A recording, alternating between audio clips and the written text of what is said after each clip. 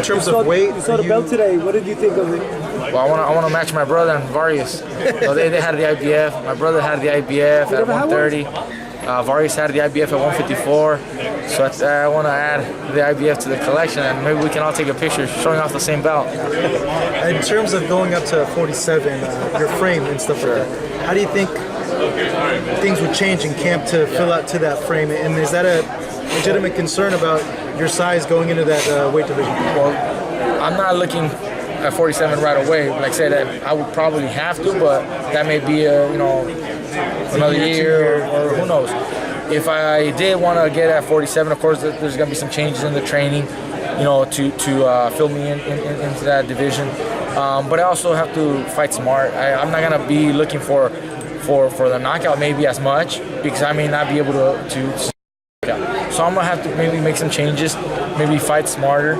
But those are the fights that will be on a pay-per-view scale, and I think the fight fans will be very excited to see me with those welterweights. But we just got to take the right steps at the right time. You called out Miguel Cotto on Twitter a few times. Would you still be willing to go to 54 for the right fight? Could you be a 6th division champ? I was willing to go to 154 for Cotto,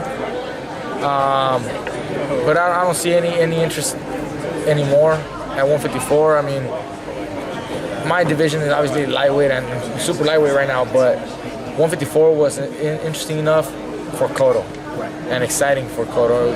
The name Cotto carried more weight than the division or the title, the championship belt for me.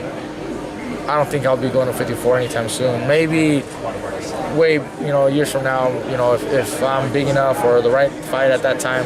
I don't see myself there right now. Do you see Lipinets as a vulnerable guy, given your style?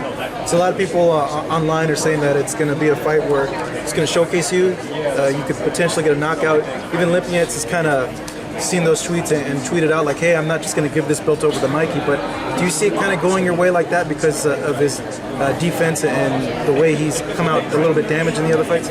Look, I've seen Lipinets on 2 occasions, and I don't see it the way most fans or most critics, media, are writing.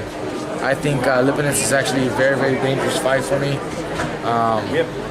When I consider the size advantages, the strength advantage that he has, those are concerns that I can't ignore. And when he lets his hands go, he's dangerous. I got to be careful. Now, do I still believe I have more skills to beat him and overcome those? Yes, I do.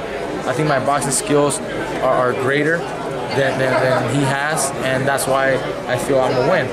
But I mean, inside the ring, anything can happen. I mean, you got surprises all the time. You get these young guys or young fighters fighting top contenders or world champions, and they give you the surprise. So you just can't go by what someone is writing, because most likely they've never stepped foot inside the ring.